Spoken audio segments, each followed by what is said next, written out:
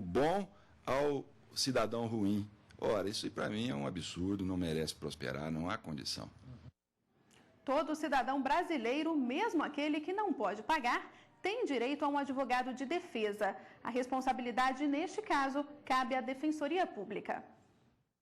No Brasil, para que fosse realizado um bom atendimento, deveria haver um defensor público para cada 15 mil habitantes, com renda de até 3 salários mínimos. É o que diz um relatório do Ministério da Justiça.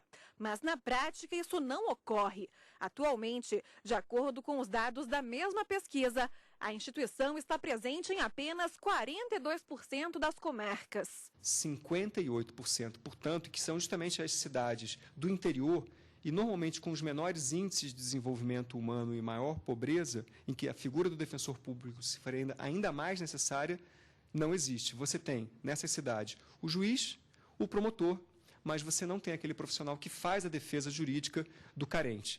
A Constituição Federal de 1988 dispõe que a Defensoria Pública é uma instituição essencial à função jurisdicional do Estado, incumbindo-lhe a orientação jurídica e a defesa em todos os graus dos necessitados. Ou seja, o objetivo da Defensoria é prestar assistência jurídica integral e gratuita àqueles que não têm recursos para pagar um advogado. Em recente reunião, a OEA, Organização dos Estados Americanos, reconheceu a importância do trabalho dos defensores públicos e criticou a delegação desse serviço à iniciativa privada. No Brasil, o próprio Supremo Tribunal Federal, em decisão recente, declarou ser inconstitucional o caráter obrigatório do convênio entre a Defensoria Pública de São Paulo e a OAB do Estado. Esse convênio vem drenando cerca de 70% do orçamento da Defensoria Pública. Então, o que deveria ser uma exceção acabou se tornando a regra. A maior parte dos recursos vão para o convênio e não para a Defensoria Pública. E foi justamente isso que o Supremo Tribunal disse que não pode continuar acontecendo. A regra é a Defensoria Pública, é nela que tem que ser investidos os recursos públicos, como diz a lei federal, inclusive, e excepcionalmente no convênio. Agora, o Estado de São Paulo enfrenta outro problema. A sede da Defensoria Pública da União no Estado fechou parte do seu atendimento. Só casos urgentes vão ser atendidos nos próximos 45 dias.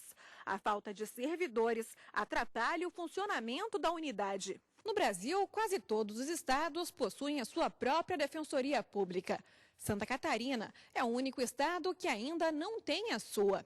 Mas em março deste ano, o plenário aqui do STF determinou a criação da Defensoria Pública Catarinense no prazo máximo de 1 ano.